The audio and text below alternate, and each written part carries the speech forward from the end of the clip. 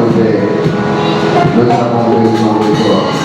Appelez-vous dans ces moments, par le cœur de tes enfants, qui bénis jusqu'à la fin soit notre Dieu, au nom puissant de Jésus. Amen. Romains chapitre 12. Romains chapitre 12. On va lire le verset 10. Romains chapitre 12, le verset 10, nous lisons au nom de Jésus. La Bible dit, par amour fraternel, soyez pleins d'affection les uns pour les autres. Par honneur, usez de prévenance réciproque.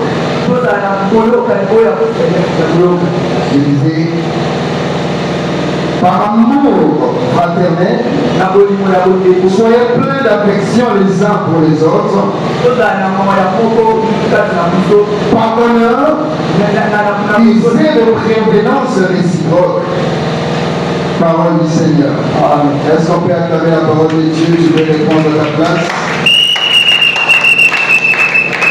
Et pendant ce temps, nous allons essayer de lire notre deuxième verset. Actes des Apôtres, chapitre 2. Le verset 42 jusqu'à 47. La Bible dit, il persévérait dans l'enseignement des apôtres, dans la communion fraternelle, dans la fraction du pain et dans le prière. La crainte s'apparaît de chacun et il s'effaçait beaucoup de prodiges et de miracles par les apôtres. Tous ceux qui croyaient étaient dans le même lieu. Et ils avaient tous en un commun accord. Ils vendaient leurs propriétés, leurs biens, et ils ont partagé le produit entre tous, selon le besoin de chacun. Et ils étaient chaque jour tous ensemble assidus au temple. Et ils rompaient le pain dans le maison. Ils prenaient la nourriture avec joie et avec la simplicité de cœur, en train de louer Dieu, et ils trouvaient grâce auprès de tout le peuple. Alors le Seigneur ajoutait chaque jour à l'église ceux qui étaient sauvés. Parole du Seigneur. Est-ce que tu peux m'aider à clamer encore la parole? Et par la grâce de Dieu, ce soir on va parler sur l'amour fraternel. L'amour fraternel. Ou soit on parlera de la communion fraternelle.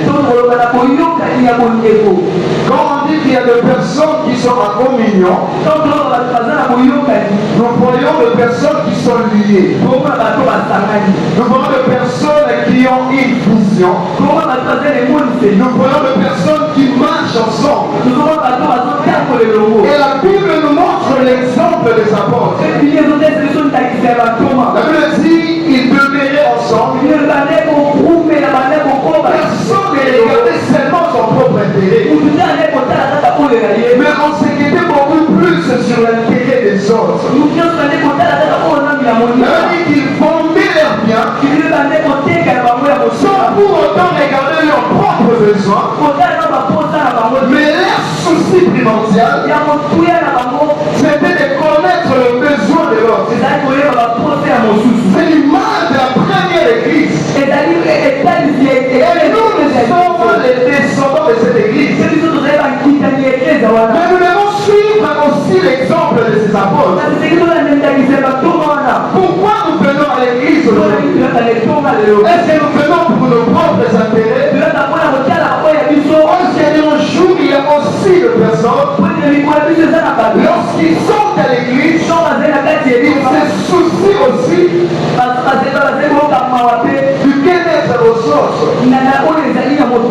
Ici, la Bible précise que chacun avait ses propriétés. Chacun avait ses champs. Chacun avait peut-être ses maisons. Chacun avait ses biens. Mais personne n'est considéré ses biens pour lui-même. Mais il mettait leurs biens au service des autres. C'est ça l'amour fraternel. Ne pas être à l'aise pendant qu'il y a l'autre qui souffre. Ne pas demeurer en paix alors qu'il y a d'autres personnes qui sont dérangées. Mais aujourd'hui, nous voyons dans les églises des personnes qui ne se soucient pas le bien-être des autres.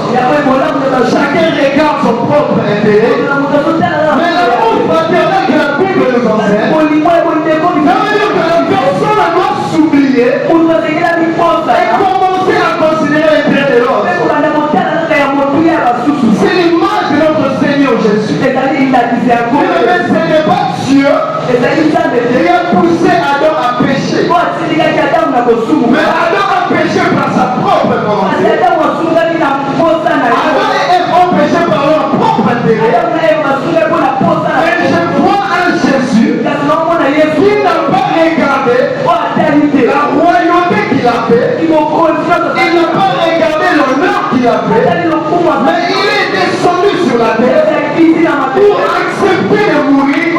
Non pour le péché qu'il a commis, mais pour le péché que l'autre avait commis. Même Adam et Ève n'avaient pas accepté la mort pour leur propre péché.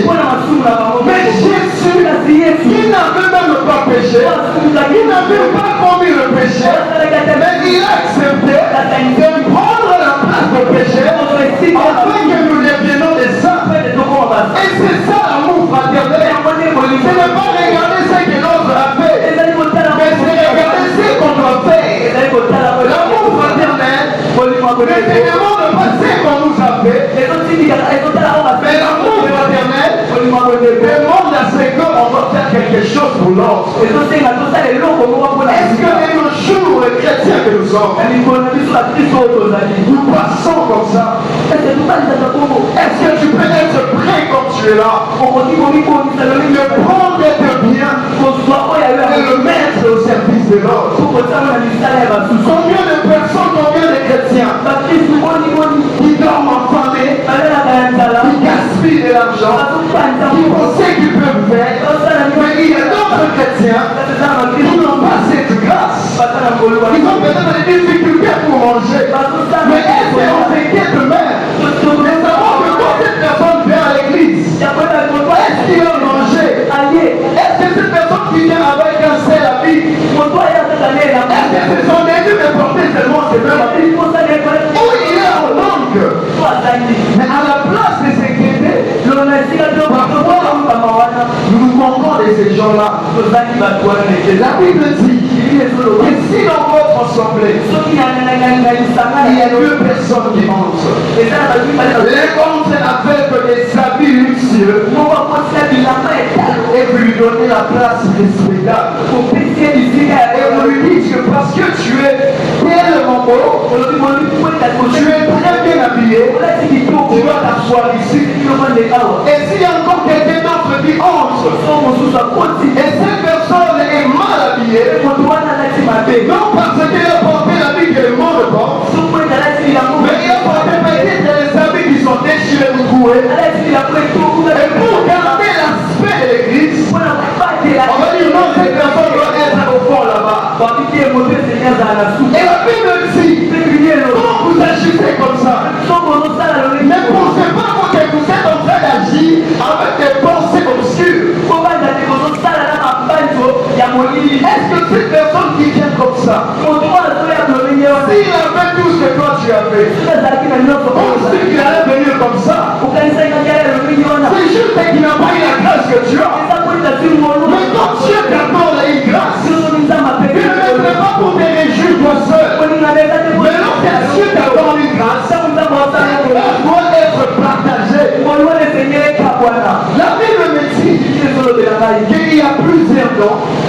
Dieu a réparti la vie de chacun de nous. Et si Dieu a réparti les dons, c'est-à-dire que dans la vie, tout peut être aussi changé. Il y a des personnes aujourd'hui qui sont plus intelligents. Et il y a ceux-là qui sont moins intelligents.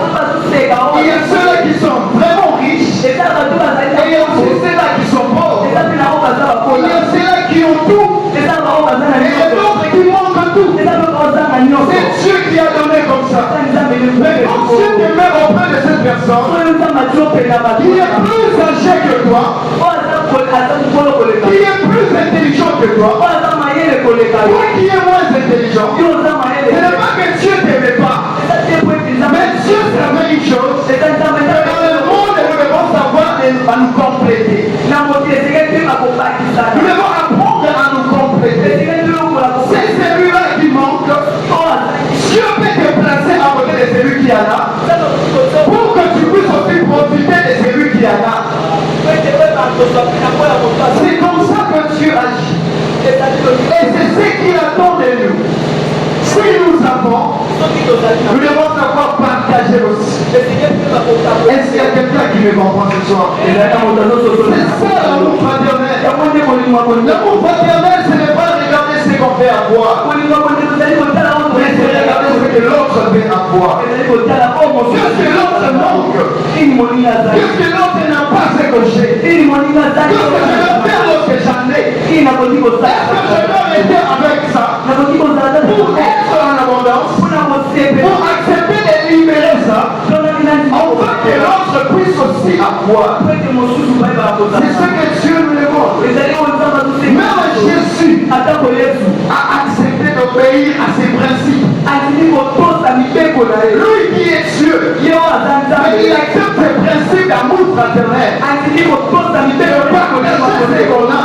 C'est dans Jean chapitre 17, le verset 22. La Bible dit que Jésus était en train de dire, il fait une prière en disant à Dieu, Père, j'ai donné aux hommes la gloire que tu m'as donnée. La gloire qui était à moi, je veux partager avec ces hommes. Enfin qu'ils soient un, comme nous sommes un. Donc c'est-à-dire que la gloire qui était à Jésus, il n'a pas voulu garder sa gloire pour lui-même. Mais il a partagé la gloire avec les hommes. Mais quand je lis dans la Bible, bizarrement la Bible me dit que Dieu ne partage pas sa gloire. Mais ces jours-là, on voit un Dieu qui est en train de partager sa gloire. Mais je me suis demandé pourquoi Jésus n'a pas gardé sa gloire. Mais Jésus était en train de partager sa gloire. Et c'est parce que l'homme était en manque de la gloire de Dieu. La nature pécheresse de l'homme lui empêchait d'être dans la gloire. Car la Bible dit, tous sont péchés, sont privés de la gloire de Dieu. Jésus a regardé l'homme. L'homme a fait pécher. L'homme n'était plus agréable devant Dieu. L'homme était chassé de la gloire de Dieu. Mais pour revenir à la gloire, il fallait une communion entre Jésus et les hommes. Parce que je vois dans la Bible, Adam était avec Dieu. Adam parlait avec Dieu. Mais lorsque Adam a péché, la Bible dit que Adam est parti se cacher loin de la face de Dieu. Mais est-ce que c'était l'envie d'Adam de se cacher devant Dieu? Non, ce n'était pas son envie. Mais c'était la nature de péché qu'il avait. Il l'empêchait d'être devant la gloire de Dieu. Et par là, j'ai compris une chose. Lorsqu'on est dans le péché, on ne peut pas être dans la gloire de Dieu. Et donc pour laquelle lorsque Adam a péché, Dieu a placé le chérubin avec un épée pour dire que si tu veux entrer dans la gloire avec le péché, tu peux mourir. Et l'homme n'a plus la vie. Mais comment vous pouvez les voir encore la vie? Un jour, je vois Moïse en train de parler avec Dieu. Moïse demande à Dieu, Dieu, j'aimerais voir ta gloire. La gloire de Dieu qui est l'image de la présence où ou la face de Dieu. Moïse cherchait la face de Dieu. Mais Dieu dit que l'homme en étant pécheur, il ne peut pas me voir et vivre. C'est-à-dire que l'homme peut me voir.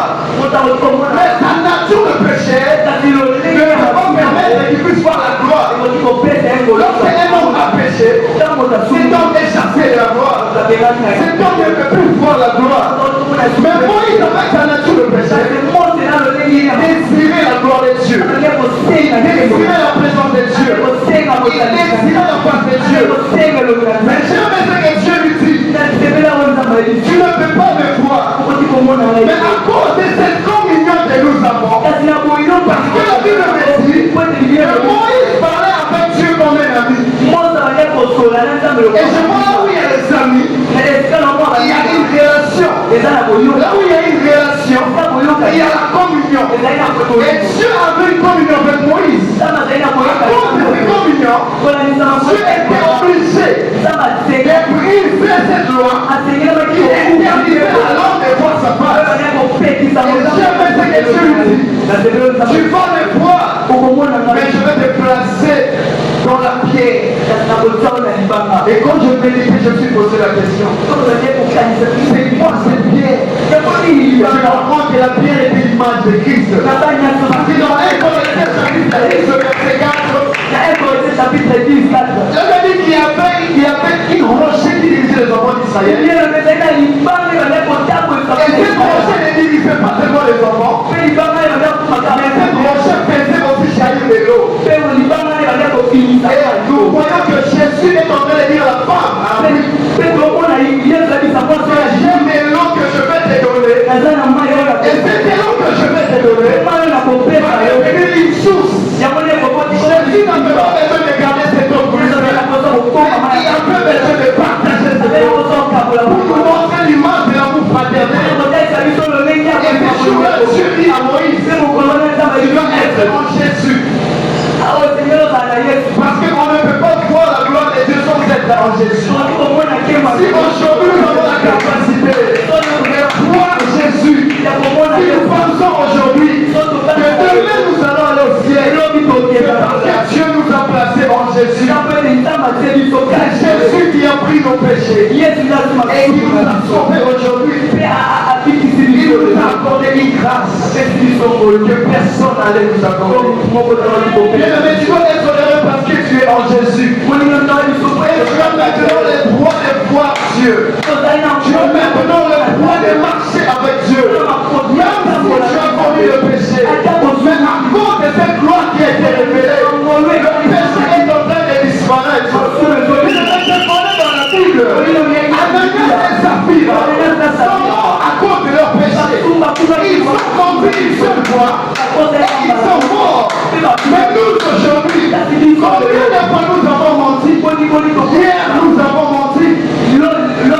Aujourd'hui nous avons menti. Et demain nous allons mentir. Mais juste aujourd'hui nous sommes mentis. Tout ça c'est à cause de cette gloire. Il a partagé cette gloire afin que nous puissions avoir encore la vie. Nous qui avons perdu la vie à cause de la gloire de Dieu, nous avons encore reçu la vie. Alléluia. Amen. Tu dois être aimé et toi qui es un enfant de Dieu. Parce que tu es un enfant de Dieu. Il t'a fait cette grâce.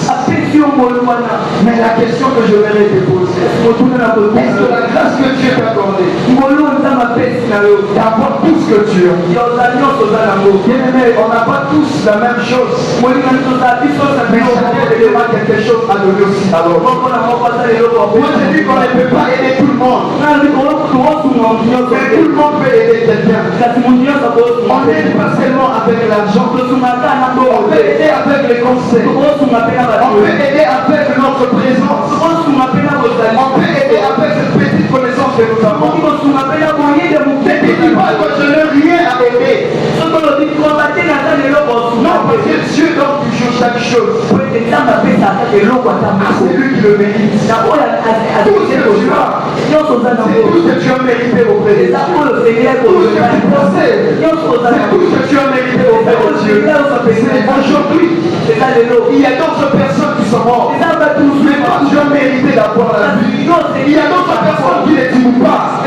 Mais toi, Dieu t'a donné cette grâce de prier. Il y a d'autres qui n'ont pas la capacité de marcher comme toi. Mais tu es là dans la présence de Dieu. Est-ce que tu as quelque chose à donner? Est-ce que tu sais que tu as quelque chose à donner? Aujourd'hui, nous venons à l'église. Il n'y a plus la manifestation de Dieu. On n'a plus idée s'il y a la présence de Dieu ou pas. Parce que nous manquons la communion fraternelle. Mais ça ne sert à rien de gêner. Ça ne sert à rien de venir à l'église. C'est au fond de nous, il n'y a pas la communion fraternelle. Dieu dit, ne devez rien à personne. C'est de vous aimer les uns les autres. C'est-à-dire que peu importe ce qu'on peut avoir, peu importe ce qu'on peut donner, mais Dieu ne regarde pas ce qu'on donne. Mais Dieu regarde l'amour qui nous pousse à donner. Dieu ne peut rien faire dans ta vie. Dieu ne regarde pas les sentiments de donner, mais Dieu regarde la détermination de ton cœur. C'est là que vous séparez l'amour vrai. Il me dit dans les Corinthiens que l'amour donné c'est sans hypocrite. C'est-à-dire qu'il n'est pas donné tellement pour donner, mais donner parce que c'est un commandement de Dieu. D'être assuré que ce que je suis en train de donner, c'est parce que j'aime cette personne. Mais le fait de donner, c'est les élèves ne font pas l'amour. Il y a des personnes qui donnent sans avoir l'amour de donner. Jésus n'a pas donné Jésus-Christ pour donner. Mais c'est parce qu'il a bien aimé le monde. Il a dit que quand Dieu a tant aimé le monde, il a donné. Et je comprends que lorsqu'on dit on aime une personne, on doit apprendre aussi à se donner pour cette personne. Si on ne sait pas se donner pour cette personne, en réalité on n'aime pas la personne. Mais ce soir tu dois comprendre une chose. Dieu te demande d'avoir l'amour fraternel. Est-ce que tu aimes les gens qui sont auprès de toi? Est-ce que tu aimes les gens avec qui tu partages? Est-ce que tu aimes les gens qui marchent avec toi? Aujourd'hui nous venons à l'église. Nous ne venons plus comme des enfants de Dieu, mais nous venons comme des individus. Chacun regarde l'autre comme il veut. Mais alors que les disciples, les apôtres, ne se regardaient pas comme des individus, mais ils se regardaient comme des vrais enfants de Dieu. On a besoin que cette église soit remplie. Mais ce n'est pas seulement le fruit de nos prières, encore moins de nos chaînes. Parce qu'ici, dans l'acte des apôtres, la Bible dit que Dieu a chuté le monde. Ce que les disciples appellent l'amour entre eux. Donc c'est-à-dire que s'il n'y a pas l'amour entre nous, Dieu ne peut pas envoyer. On doit commencer à cultiver l'amour pour partager cet amour. Et Dieu peut envoyer les gens. Ils seront stimulés par notre amour. Alléluia. Est-ce que nous avons cet amour? Et déjà entre nous, il y a de la haine. Si entre nous il y a la jalousie, si entre nous on ne s'attend pas, mais comment Dieu sera motivé? Donc on peut motiver les gens. Mais qu'est-ce que c'est qu'ils sont dehors? Ils sont de la pièce maîtresse pour cette église. Mais Dieu a besoin de nous qui sommes là. Nous soyons d'abord les exemples. Ces personnes ne comprennent aussi notre exemple. Mais si nous-mêmes nous ne sommes pas exemples, qu'est-ce qu'on va donner aux autres? La Bible dit que l'homme donne seulement ce qu'il a. Qu'est-ce que toi tu peux donner pour cette église? La Bible dit que Dieu a jupé. Et ici ne demandez pas seulement, mais Dieu a jupé. Parce que les disciples considéraient l'intérêt des gens. Ils ont regardé son propre vie. Tu es venu à l'église aujourd'hui. Est-ce que tu viens chaque jour pour prier? Demandez seulement les choses à Dieu. Mais tu ne peux pas dire aussi à Dieu un jour tu viens à l'église. Seigneur, je Pour les gens qui sont dehors, lorsqu'ils conforment mon comportement, immédiatement tu pries pour nous. Et aussi à l'église. La façon dont tu te comportes, c'est là qu'on motive le païen qui sont dehors. Si toi, dans ta famille, dans ton quartier, il y a des voisins que tu as, tu ne parles pas avec ces voisins. Mais comment tu vas gagner ces voisins de l'église? Ces voisins vont se dire, et dans leur débat, on ne prêche pas. Parce que si on prêchait, on ne voit pas la parole. On voit la parole au travers de la personne qui reçoit la parole. C'est la personne qui reçoit la parole a démontré qu'elle a reçu la parole. Que la parole de Dieu quitte le ciel et elle descend et ne rentre pas sans avoir accompli la volonté de Dieu. Mais la volonté de Dieu, c'est que nous soyons des influencés. Maintenant, c'est son comportement. Que les gens soient des fois influencés. Mais est-ce que nous manifestons cela? Bien-aimé, il faut partager cette communion fraternelle. Dieu nous a laissé ça. Aujourd'hui dans les églises, il y a des poissons. Dans les églises, il y a des chamailleries. Mais quand je lis dans la Bible, je ne lis pas pour les apôtres. Ils étaient en train de vivre dans la jalousie. Mais tout ça, ça nous empêche d'aller de l'avant. Chacun peut marcher seul. Mais je vais te dire une chose.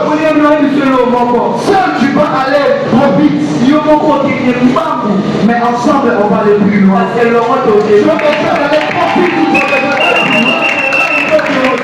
Mais marche pas seul. Tu vas marcher seul. Tu vas aller trop vite, oui.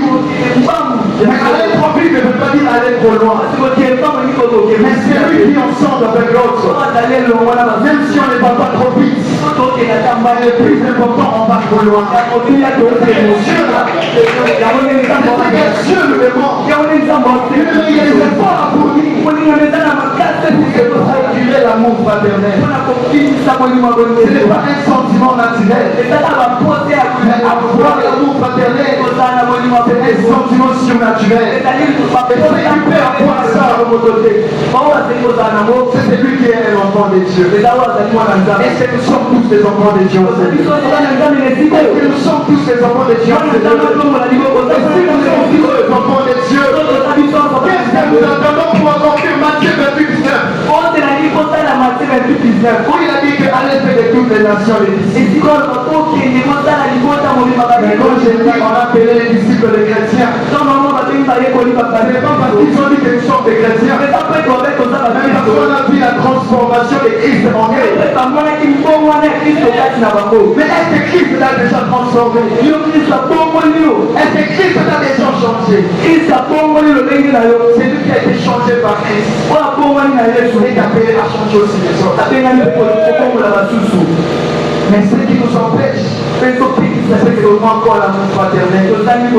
Mais celui qui manque l'amour fraternel, on ne peut pas être dans la communion fraternelle. On s'est dit qu'il y a 10 commandements. Mais on n'est pas sauvé parce qu'on respecte les 10 commandements. J'ai vu dans la Bible qu'il y a des commandements. Et ces commandements, c'est réduit même à un seul commandement. C'est-à-dire que tu vas aimer Dieu de tout ton cœur, de tout ton âme. Et aussi tu vas aimer ton prochain comme toi-même. Mais Dieu lui-même dit encore. Mais comment tu vas dire que tu aimes Dieu si tu n'arrives pas à aimer celui qui est auprès de toi?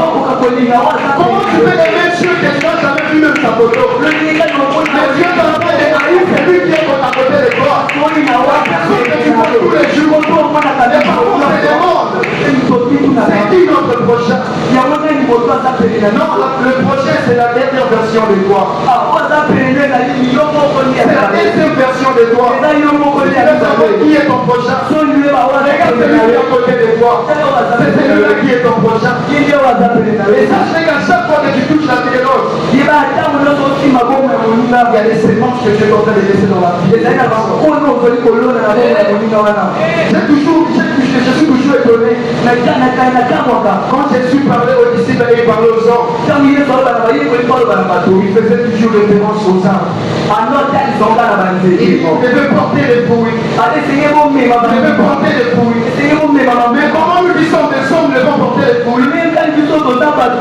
Et j'ai compris une chose. Avant de parler de l'arbre, on va parler de son fruit. Parce que c'est le fruit qui produit l'arbre. Donc c'est-à-dire que c'est un arbre. C'est lui quelque chose en train de toucher dans cette personne. C'est bon que tu donnes à cette personne. Quand je fais un repas, c'est bon que tu donnes un arbre. Et quand tu commences à voir cet arbre, tu commences à voir ce que tu as fait dans la vie. Et quand tu n'aimes pas une personne, tu fais du mal à une personne, par manque d'amour fraternel, tu dois savoir une chose. La vie est comme une bicyclette.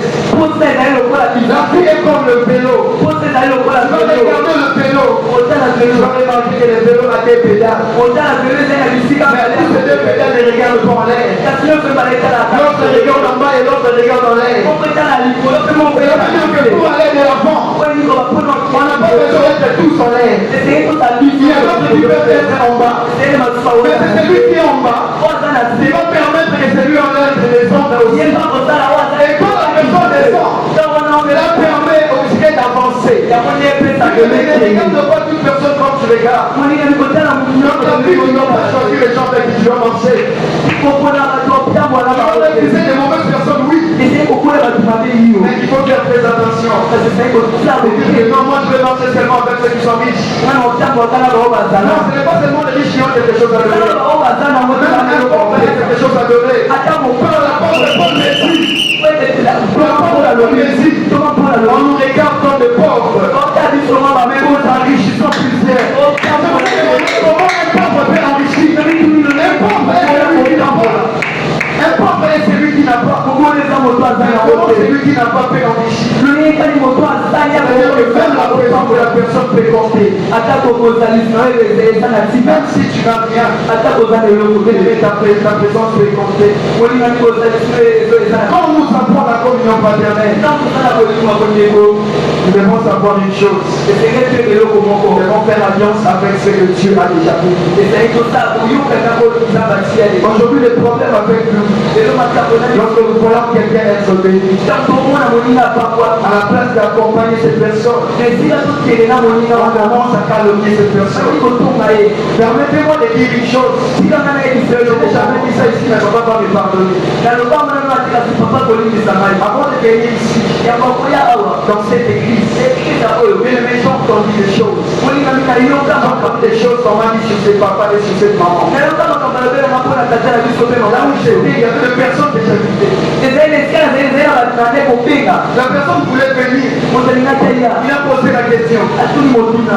C'est quoi le nom de l'église? On dit l'église c'est si comment? Après, on a dit comment on va casser. Après, on ne fait pas l'hôpital. On dit c'est une église. On ne peut pas dire on est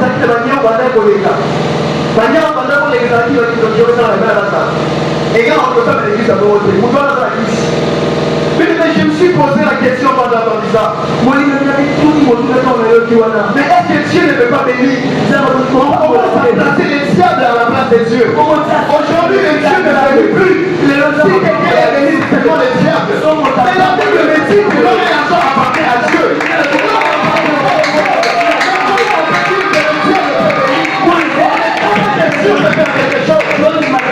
Lorsqu'on est pauvre, on ne dit pas que le diable a rendu cette personne pauvre. Mais lorsque quelqu'un est riche, il a touché ce que le diable lui a donné. Bien aimé, le diable ne peut rien donner sans que Dieu lui donne l'accord. Le monde n'a pas été créé par le diable. Le monde a été créé par Dieu. Tout son peuple c'est le diable. Il a pris la parole de Dieu. Il montre Dieu et les créateurs de ce qui est visible et de ce qui est invisible. Aujourd'hui, lorsqu'on regarde ça, dans cet homme à Civilis, À la place d'accompagner cette personne, mais on peut combattre la personne. Bien, mais tant qu'un enfant de Dieu, quand tu as l'amour et que tu vois des signes d'élévation auprès d'une personne, ne combat pas cette personne, mais fais alliance avec cette personne. Alliance avec cette personne. Dieu te montre le futur de l'autre. Sache que Dieu a aussi ta part dans cette futur-là. Sache que Dieu a ta part. Dieu ne va pas te montrer juste pour te montrer. Il y a des personnes que tu peux regarder. Cet homme sera béni. Cette personne sera élevée. Mais si tu vas même dans sa maison, il n'y a même pas tes parents qui ont déjà dit ça. Mais comment tu as permis que toi tu puisses voir ça? Alors que tes propres parents n'ont pas dit ça. Il y a des signes qui ne trompent pas. Ne combat pas une personne que tu vois que Dieu est en train d'élever. Cette personne sera élevée. Il ne va pas te regarder comme un producteur. Mais il va te regarder comme une personne qui a soutenu. Il va te regarder comme une personne qui a accompagné. Une personne qui a les symptômes d'élévation. Ne combat pas une personne. Il faut laisser une grande personne. Fais alliance avec cette personne. Parce que tu ne sais pas ce que la personne sera. C'est cette notion qui a manqué au frère de Joseph. Joseph a dit ce songe à ses frères. Ses frères ont interprété sans Joseph. Joseph n'avait pas interprété. Joseph a seulement dit qu'il y avait des charges qui se sont courbés auprès de mon charge. Et le frère commence à dire, tu veux dire que toi tu vas nous dominer, toi tu seras élevé. À la place d'accompagner leurs frères, ils sont combattus leurs frères.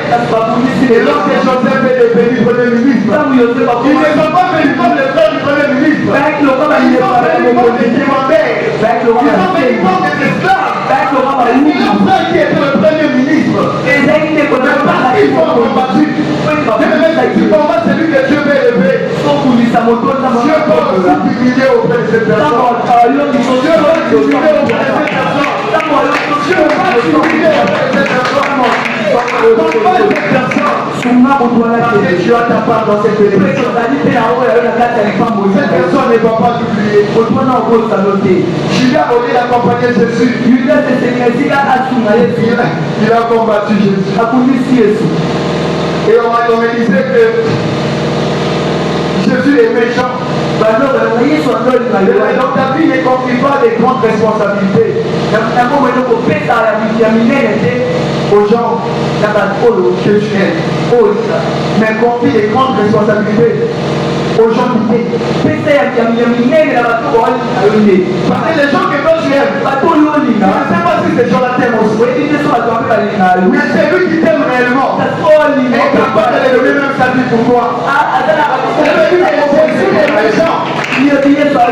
Jean avait toujours sa tête sur la poitrine de Jésus.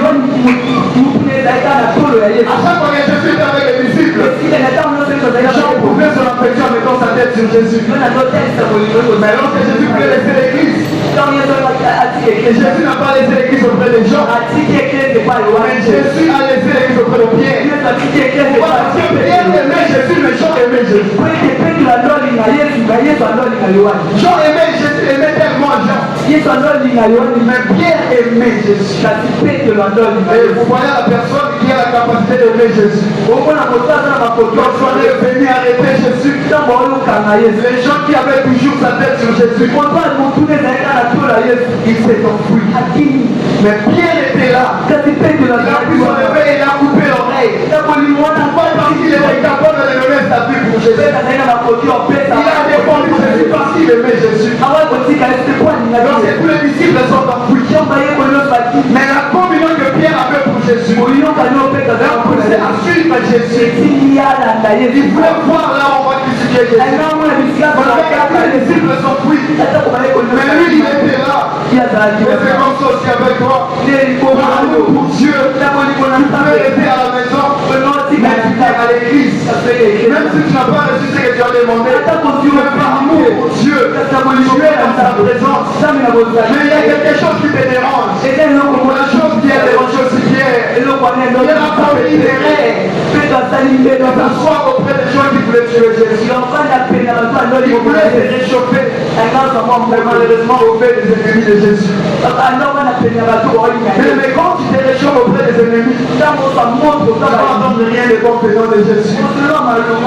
Pierre était auprès de ces gens-là. Ils pensaient que leur paix pouvait les réchauffer plus que le paix du Saint-Esprit. Il avait besoin de ce paix-là. Mais pendant qu'il était là, on lui a posé la question. Mais toi, tu étais avec Jésus. Mais quand tu es un amoureux de Dieu, tu peux aussi régner Dieu par ton comportement de tous les jours. Mais tu ne vas pas perdre ta foi. Pierre a fait Jésus, oui. Pierre n'a pas perdu sa foi. La Bible me dit que Jésus a dit à Pierre que le ciel était réclamé. Mais moi j'ai prié pour toi. Mais je me suis demandé, la personne que Jésus a prié, mais il a fini quand même par trahir Jésus. Donc on va dire que Dieu n'a pas écouté la prière de Jésus. Non, Dieu a pas écouté la prière de Jésus.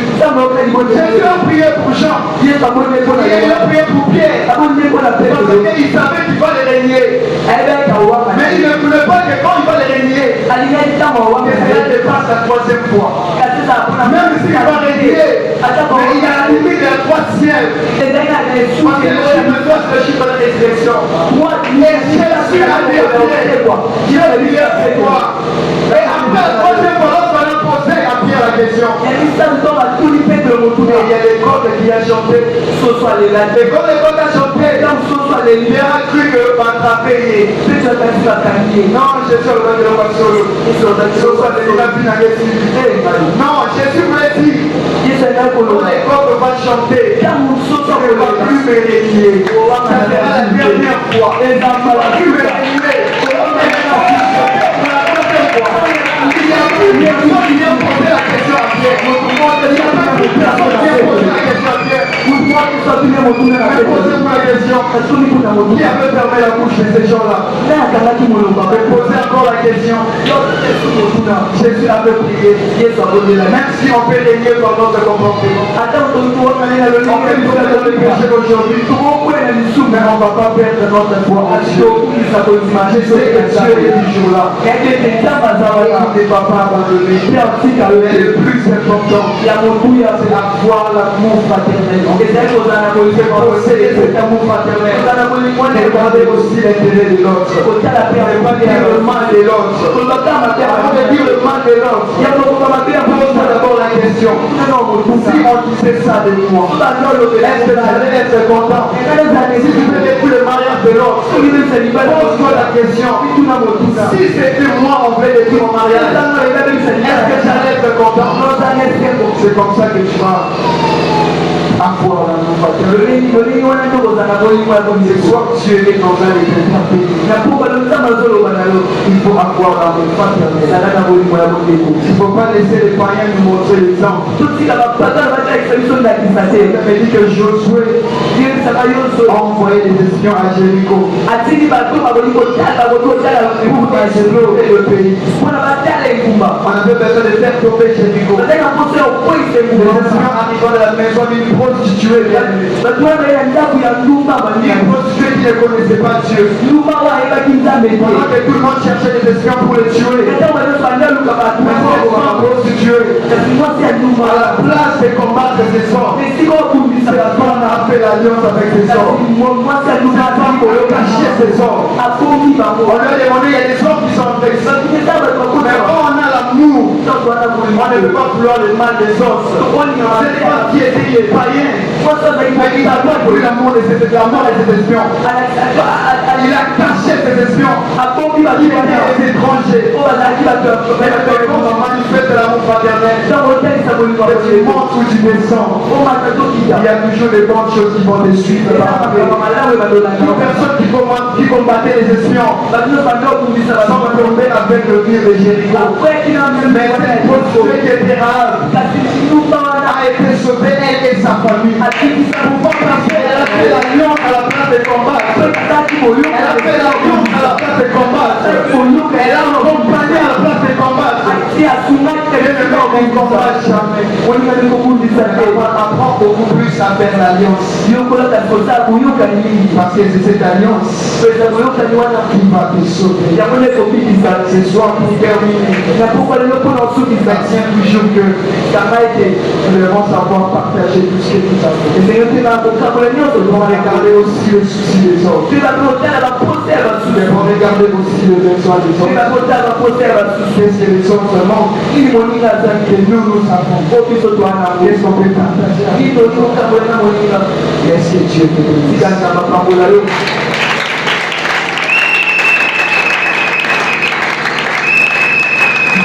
La présence de Dieu. Tu vas prier et parler à Dieu. Dis Seigneur, aide-moi encore l'amour fraternel en moi. Aide-moi encore l'amour fraternel à considérer les intérêts des autres, à considérer aussi ceux des autres, à considérer aussi les envies des autres, à ne pas regarder mon propre intérêt. Prions au nom de Jésus.